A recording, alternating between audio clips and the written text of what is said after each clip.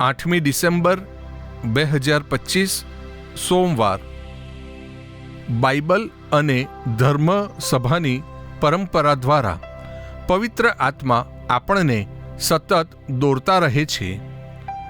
માં મરિયમનું નિષ્કલંક ગર્ભાધાન બાઇબલમાં આલેખાયું નથી, પણ પવિત્ર આત્માની દોરવણી હેઠળ ધર્મસભાની પરંપરાએ એનો સ્વીકાર કર્યો છે અને ધર્મસભાની એ માન્યતા પર વડા ધર્મગુરુએ સ્વીકારવાની મહોર મારી છે. આ માન્યતા સદીઓથી ધર્મસભાની પરંપરામાં ઉમેરાતી આવી છે. ઉત્પત્તિના ગ્રંથમાં શૈતાનના દુશ્મન તરીકે જેનો ઉલ્લેખ છે તે જ માતા મરિયમ. આપણા જેવા માનવ મરિયમને પરમેશ્વરે પોતાના પુત્ર ઈસુની માતા બનવાની હાકલ કરી છે.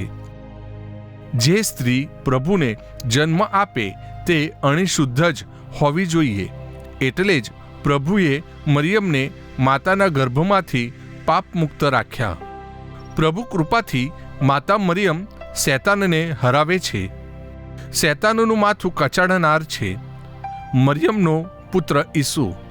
પ્રભુ આપણને પણ કૃપાઓ આપે છે, છતાં આપણે પાપ કરીએ છીએ. એનો અર્થ એ થયો કે આપણે પવિત્ર રહેવા મન મૂકીને પ્રયત્ન કરતા નથી. શૈતાનના આક્રમણ સામે ટકી રહેવા મા મરિયમ આપણે માટે વિનંતી કરવા અને પ્રભુ આપણને જરૂરી કૃપાઓ આપવા તૈયાર છે. એનો સ્વીકાર કરવાની મારે કેટલી તૈયારી છે. પ્રસ્તુત કરતા અમૃતધારા Don Bosco animation centre Kapadvanj.